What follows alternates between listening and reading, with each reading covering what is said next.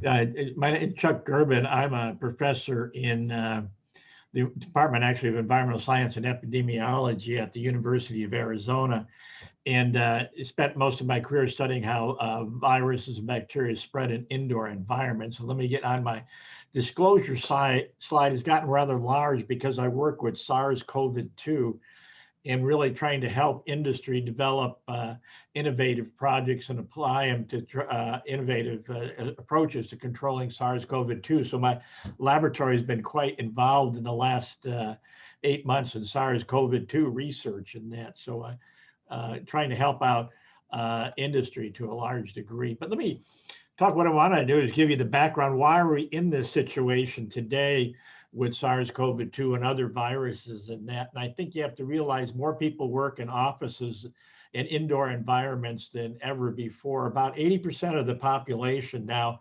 spends most of their time indoors. 70 to 80%, some people estimate, is indoor, more than any generation in history. 100 years ago, a lot of us were farmers. We worked outdoors and we went into town maybe once a week, right? So we're traveling a lot more before. I had uncles that had never traveled more than 50 miles from home all their life because they were farmers. They didn't travel anymore. So we're going further, and we spend less time cleaning than the last generation, believe it or not, about 50% less time than the last generation. So we do less actual physical cleaning. And we spend more time in public places and larger ones, larger shopping malls, larger offices, larger airplanes, larger schools. Believe it or not, when I went to the first grade, it was a 2-room schoolhouse still. So schools have changed rather dramatically in the last 100 years. So we actually share more common surfaces. I might use the word fomites. That's an inanimate object that spreads disease. It's a fomite. With more different people than ever before. So when you go anywhere, you're touching more surfaces that more people have ever touched. So you're touching more germs from other people than any time in history, in reality, without realizing it. And so in a way, this current pandemic is a perfect storm in terms of today's society because of the way we work and live. What about school children are actually experience a lot more colds and flus than probably many of you realize in that. And they miss school days, at least 3 school days or more per year. The common cold takes a rather large toll in school days lost every year, almost 200 million school days a year. Influenza costs about 40 million days per year lost. So these, a lot of people sometimes consider minor infections, have more of an impact than most people think. And we know already absenteeism results in lower pupil achievement, lower IQ scores, delinquency. So absenteeism does have an effect on children in general. And parents' work is affected. Usually a parent often has to stay home. They miss work, particularly with younger children. So the impact is more than just the child. Teacher illnesses, the average teacher misses about 5 to 7 days per year, to give you a rough idea. And this costs the school district too. So teacher absenteeism also affects student achievement. It's been found in studies too. So all of these play a role of why hygiene is so important. Now, the Centers for Disease Control estimates that 80% of all common illnesses can be transmitted by your hands. So a lot of this has to do with hand hygiene and keeping your hands clean. But hand washing only addresses part of the problem. It's kind of interesting. One, because a lot of people don't wash their hands long enough. 20 seconds is usually given as the time for doing that. And in our studies, only half the people ever use soap. We monitor people in restrooms. I was quite surprised how few people use soap, actually. So hand washing only addresses part of the problem, and we're never going to get 100% of adequate hand washing. So, and a child touches germ-laden surfaces after she washes his hand on a continual basis. You could touch hundreds of surfaces within a matter of a few hours, actually. So you're really a touch generation, particularly now that we're dealing computers and cell phones all the time. Fomites, I want to reemphasize, those are inanimate objects. Anything that can be involved in disease transmission, desktops, doorknobs, cell phones. There have been outbreaks from cell phones, by the way, of MRSA skin infections. So we're making germs a lot more mobile than they've ever been before, actually, when you start thinking about it. Now, what are the role of fomites in the spread? Well, basically, it's been shown you're touching surfaces all the time. You contaminate a surface, another person touches it, they sneeze in an area, and the droplets fall on surfaces. So you continually contaminating surfaces all the time, which can be involved in a disease transmission event. In fact, things like the common cold, we believe, are only transmitted by you touching a surface, getting it on your hands, and bringing your hands to your finger and face. Whoops, went the wrong way. How often do you touch your face? Actually, if you're under 2 years old, you haven't figured out what is edible yet. So you're sticking stuff in your mouth all the time. So it's like 81 times per hour, or less than once a minute. It gets better as you get older. But children actually touch their face a lot more than adults. And of course, it creates an opportunity for disease transmission. I calculated, based on studies that have been done, a child swallows the amount of dirt on 6 kitchen floor tiles per day, to give you a rough idea what goes in their mouth. Adults do it less, but it's still about every 3 or 4 minutes. Some people have the ability to pick their nose and scratch their eyeball at the same time, if you haven't realized that. But it's done very frequently, about 3 or 4 times a minute. You're doing it all the time without really realizing it. It's happening. How do you get your hands contaminated? Actually, using an old dishcloth gets one of the most contaminated things that we found in our studies, because the bacteria tend to grow in dishcloths in your kitchen, by the way. You should probably be changing that every day.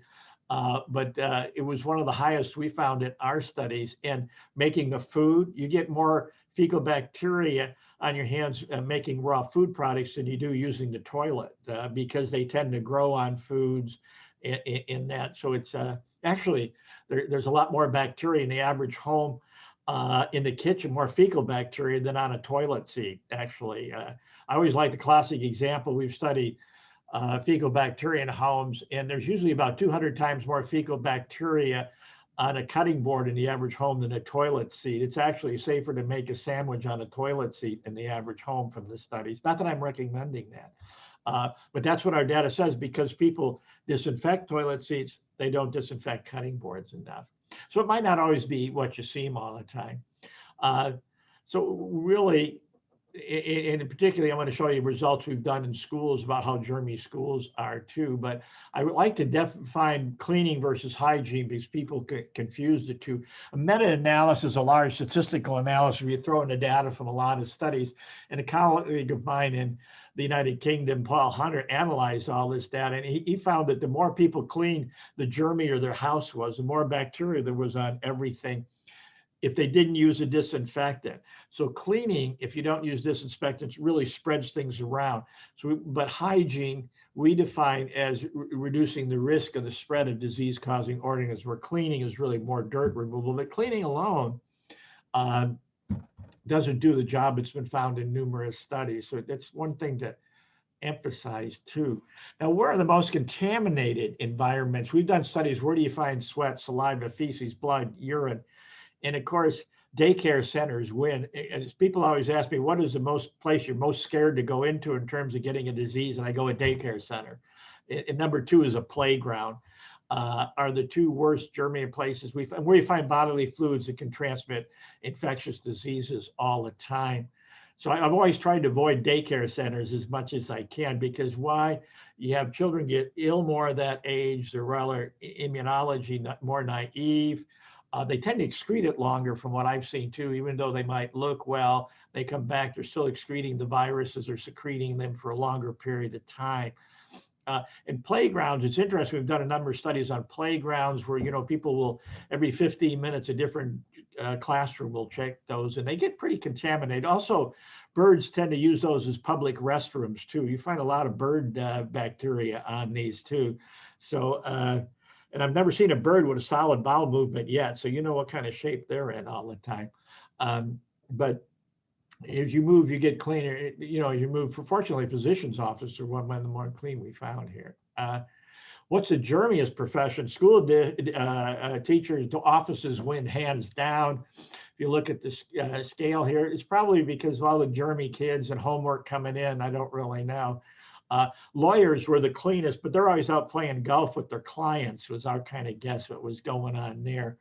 And the accountants and bankers we tested weren't practicing money laundering, so they were a little bit on the dirty side too, but they handle a lot of money and other interesting things too. But I think it is really a reflection of younger children, their less sanitary habits, germ-laden homework. Schools really, if you look at it, the perfect storm, lots of individuals in one room, confined spaces, high touch areas, busy hands are touching everything, face, surfaces. And virus transfer is up to 50% on your hands. If you touch a surface like a doorknob, a tabletop, you'll get 50% of all the viruses or bacteria even on that surface. So hard surfaces really transmit diseases very well. Now we've done this grade by grade, trying to find the germiest spots in class. If you look at total bacteria, it's pretty much the cafeteria or not. Why? Because that's where the kids' hands are. And we found like a lot of the cleaning cloth, dish rags, sponges used to clean them tend to spread germs around more than removing them a lot. And then school desks come in there, desktops a lot. Why desktops? Because that's where your hands are a lot. If you look at fecal bacteria, which are coliform bacteria, the desktops start coming out again on top as being one of the areas that are really bad. I thought I turned my phone off. Well, I guess, oh, other phone. Are really bad again because that's where kids' hands are all the time. Pencils and pencil sharpeners are bad because a lot of kids use those all the time. It's interesting, if you look at it, you don't see much issue. You see most of the contamination tends to change with grades. The worst contamination between kindergarten and the 4th grade. And then suddenly it starts cleaning up. You get less germier classrooms. We're guessing puberty sets in and mucus hanging out of your nose is not the in thing in the classroom anymore. And so I can almost tell a 5th grade and above by the number of bacteria on surfaces. Just to give you an idea of overall, we looked at it. We looked at total number of bacteria per 100 square centimeters, a few square inches. And in a logarithmic scale, your 0.6 there is a million, 0.7 is 10 million to give you a relative idea. It really comes out cafeteria tables, lots of kids and hands in one place, computer, mouse, and desktops. The cleanest thing we found in the schoolrooms, you ain't going to believe this, on top of a toilet seat. But that's generally the pattern. In the home, the toilet seat's the cleanest thing. In the office buildings, I think it's because of the use of disinfectants. 48% of all women wipe a toilet seat before they sit at it. And there's an incredible fear of butt-borne diseases in the United States. So everybody's wiping the toilet seat all the time. So really, one of my goals in hygiene is trying to make the world as clean as a toilet seat, because that seems to be the cleanest thing we can find. But to go where fecal bacteria are in the classroom, most fecal bacteria, if you look at percent time where we isolate them, the desk is number 1. And then the computer, mouse, cafeteria, we don't get back to the bathroom until at faucets and that, until we get down to about number 4 item in that: bathroom paper, towel paper, handles. It's interesting that you'll find more fecal bacteria outside the restroom in schools than you do inside. That it may be for a number of reasons. Most common viruses isolated. We like 3rd and 4th graders because they're really, I hate to say it, one of the most germ class groups. So we tend to do our studies in the 3rd to 4th graders because they seem to be pretty good at spreading stuff.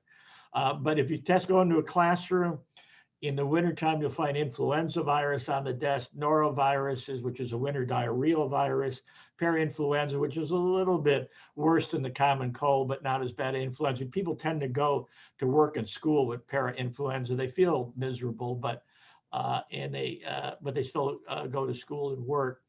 Now, you have to realize that a lot of these things like influenza, particularly parainfluenza, cold viruses, can be spread both by inhalation and by touching surfaces too. In terms of influenza and the SARS-CoV-2, aerosols are probably the primary route, but If you take the cold virus, the rhinovirus, it's believed that 99% of it is transmitted by touching surface. So that also plays a role. The more crowded the facility is, oftentimes, or shared spaces, the more likely it's to be transmitted by a fomite. If you look at daycare centers, we looked at percentage of positive influenza sites in daycare centers during the influenza season. You can see how it builds up. Influenza usually it peaked in these years in March and May, and then it disappears. There's no influenza in the daycare center the rest of the time. Now the kids are coming to work excreting influenza. They're not that ill or not ill at all, but they tend to excrete influenza virus for a long time, spreading it around in that. But you can get up to almost 70% of the surfaces with influenza virus on it during the flu season, to give you a rough idea. Some people in this study have done both aerosol studies on influenza, and the solid lines here where they're finding it in the air, they found it to high concentrations, and then that was followed by increased absenteeism, which is the dotted dashed line here. And that tended to follow the trend. If you find a lot in the air, you will find more cases eventually. Influenza survives quite well on surfaces. Some people believe they only survive a day or two, but they really can survive up to 4 days on surfaces, depending on the surface and that. So it can be transmitted. What is interesting, we were studying soft fabrics, couches, example, and putting viruses in couches, and really any kind of source fabric couch or seat acts like a microbial whoopee cushion, because you sit on it and aerosolizes everything that was in the couch. We found even influenza virus, which can survive for about 24 hours in the couch, you sit on it and you get a great aerosol of it on it. So we're beginning to look at that a little more closely, how insignificant that could be, because we've seen MRSA skin infections transmitted by soft fabric couches and fire stations. So we're looking at that more closely. Norovirus actually is interesting, and because it closes more facility today than any other virus. That includes cruise ships. It's the curse of the cruise ship lines. Emergency rooms, schools, closes more schools than influenza or other viruses. And it kind of looks, this is a picture of it, kind of looks like Darth Vader's diarrhea Death Star, because it causes both diarrhea and vomiting here. 70% of the people will actually vomit with the norovirus, which is very effective in its spread also. And it occurs largely in the winter time. It's the winter diarrheal virus, particularly after the holidays, where everybody's meeting all the relatives and exchanging gossip and viruses and germs at the same time.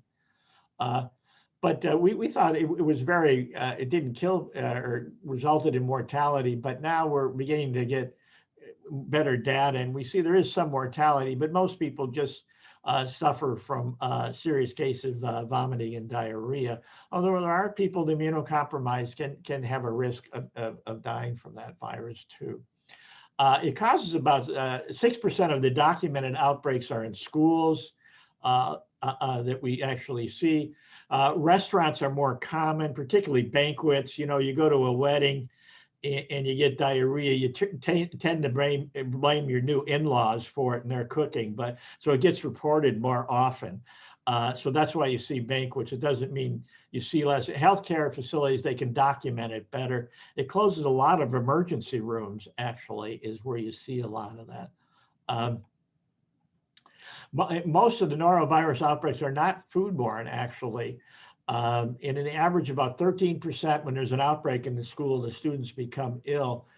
Huge amounts of this viruses are excreted from the person, like trillions of viruses in a day are excreted with the norovirus. That's why it spreads so effectively in indoor environments. And it only takes about 1 to 10 viruses being ingested to cause an infection. So it's very infectious agent. This gives you the reported norovirus outbreaks in schools. As you can see, most of them are not foodborne. So although foodborne illness is commonly associated with noroviruses. Cost of noroviruses might more than you think. You know, just supportive care, it's estimated about $600. If you're outpatient, $800, emergency care and hospitalization. So there is cost associated with these kind of viral diseases, although it's kind of, I think, hidden a lot of times. I'm going to give you an example of a real world outbreak that actually happened in a school that actually took place. One of the things you have to recognize, not only the students get ill, but also staff members also get infected with the virus and miss school days too. And you really have to limit team activities. Extracurricular activities too get limited because you want to do it. You can all see this is how this is happening with the SARS outbreak. Certainly happens with norovirus outbreaks. And in this school district, 11 schools had to be closed for 1 week because to get it under control. And so, give you an idea of an outbreak like this with noroviruses. The direct costs were about $93,000 because you got to enhance disinfectant, hazmat control, janitorial overtime, personnel, teachers lost. So any outbreak, even in a time of non-SARS-CoV-2, is costly to a school district. So this real world outbreak cost a school district about $1 million to give you a rough idea. When you look at all the costs and total costs associated with it, not insignificant. But what can you do? Well, you can use disinfectants. I want to talk a little bit about. There are a number of ones available. Probably the most commonly used ones are shown here. Actually, the use of alcohol has come in more commonly as a disinfectant because the SARS-CoV-2 is very susceptible to it. But the norovirus is fairly resistant to alcohol disinfectants. Hand sanitizers work quite well, but they're formulated to do that. Bleach is available. That's usually what's recommended in a cleanup situation, is to use bleach. The worry is it can damage materials and other issues. And quaternary ammonia compounds are actually the most commonly used disinfectants. Bleach has limitations. I mentioned it can be corrosive, can't be used on every surface. Some people are respiratory sensitive to bleaches. Other issues prevent more frequent use of it, and skin issues and worker safety have always been an issue with bleaches, although it's highly effective against almost all organisms. What about green products? You don't see actually a lot of those. One of the big problems, one is an additional cost. It's a lot more costly to produce green products than our disinfectants. The cleaners they've been more successful with, but many are allergens. When you go to natural products, if you're making out of it like a thymol, for example, it's an allergen. Most natural products are allergens that are effective, and that's been an issue with it. Also, odor a problem. I can tell you cinnamon is a great disinfectant, but your classroom would smell like a cinnamon bun if you used it. At the levels you would have to use it. That's one of the other issues. Oregano rakes good, but you'd smell like pasta, your classroom, if you use it. And so there are limitations with those with natural green products you have to consider when you're looking at disinfectants. Quad-based products have actually been around now for more than 70 years. The reason that you see a lot of these and why they've been so successful, they can be reformulated for different objectives of cleaning agents and specializing for certain viruses like noroviruses. Also, they work very well as wipes. The most common wipe you get, there's disinfecting wipes you see in the store. They are quat-based, and they can be odorless if you want. A lot of people add perfumes to them too. So it's their why you see it so commonly used is because it can reformulate it for many different applications. Probably in terms of quat-based products and other disinfectants, it pays to read the label. What are they effective against? Some are effective against noro. Many are effective against the coronaviruses. Basically, all the quat products I've tested, even though it's not on the label yet, because everybody's rushing to test it, are effective against the coronaviruses and SARS-CoV-2. It's just the matter of all the testing that's required to get that on the label takes a while, but I'm sure you're going to see a flood of that on labels in the next couple of months with it. Why? Because SARS-CoV-2 has a fatty layer around it, and quats are highly effective against fatty layered viruses. So you can see fortunately the SARS-CoV-2 is a fairly wimpy virus, so it's fairly easy to kill with a lot of common disinfectants. One of the things we wanted to do in some of our studies, well, how effective we enhance cleaning.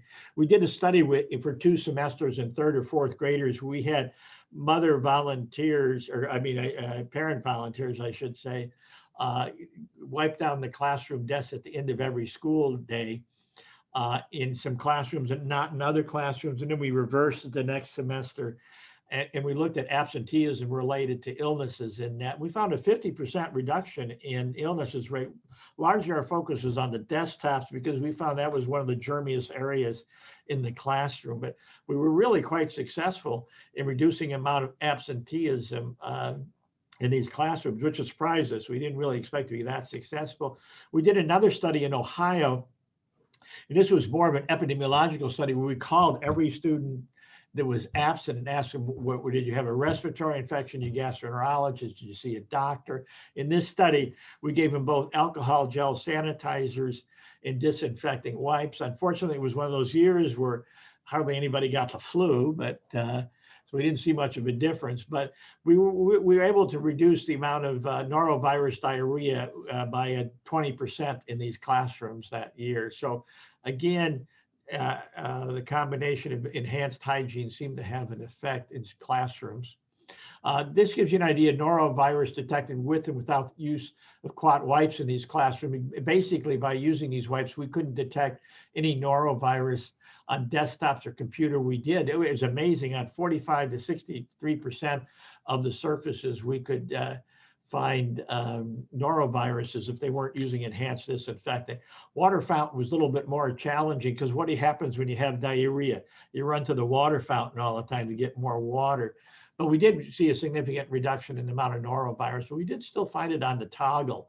I've learned to really operate that toggle with my elbow. A little tricky, but you can do it. But I don't test water fountain toggles anymore. But what is the annual cost if you started using disinfectant wipes?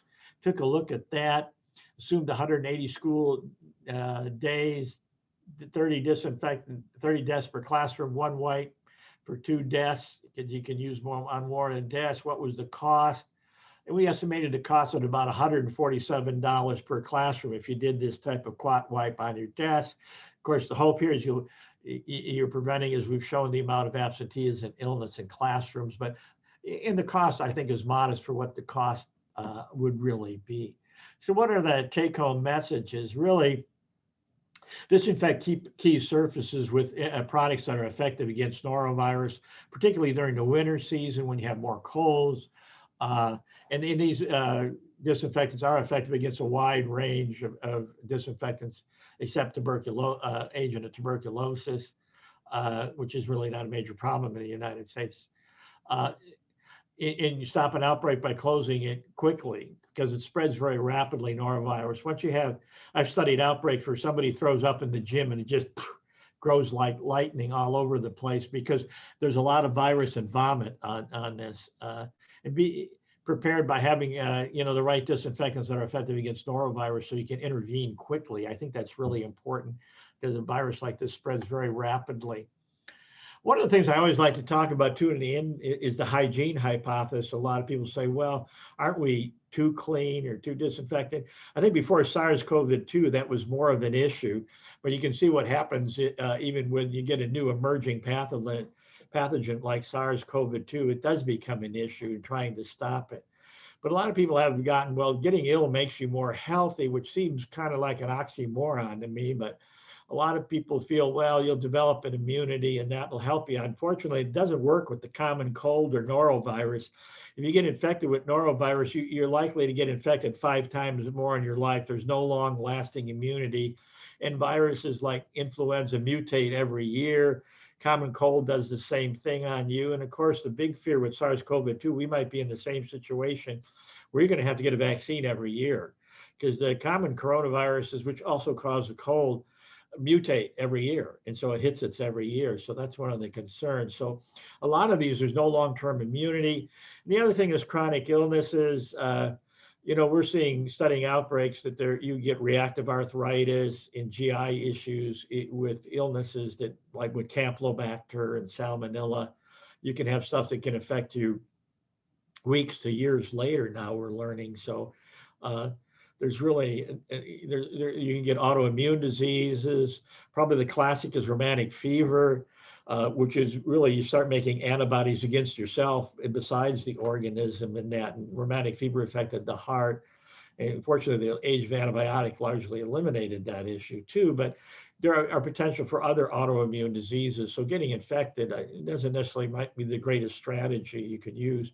And germ exposure is more likely increasing, not decreasing, because of the factors I gave at the introduction of this talk, that we were really seeing an age where society, we have the perfect storm for the development of new emerging pathogens to spread quickly. I remember I was involved with the original SARS outbreak for the World Health Organization. I went out to Southeast Asia, and thank goodness that agent didn't spread very easily. You had to really get within 3 feet of a patient. And I always thought, boy, if we ever get another one like this, it could really cause serious damage around the world. And of course, as it happened, SARS-CoV-2 came along and did what we were concerned and afraid would happen in that. So I don't see this as being the last outbreak. So eventually we have to develop a longer term strategy for better hygiene in classrooms. Not necessarily as better hygiene, but I always look at it as using the right products and developing the right strategy, because we'll probably going to be faced with similar issues in the future in that. Okay, I try to answer any questions.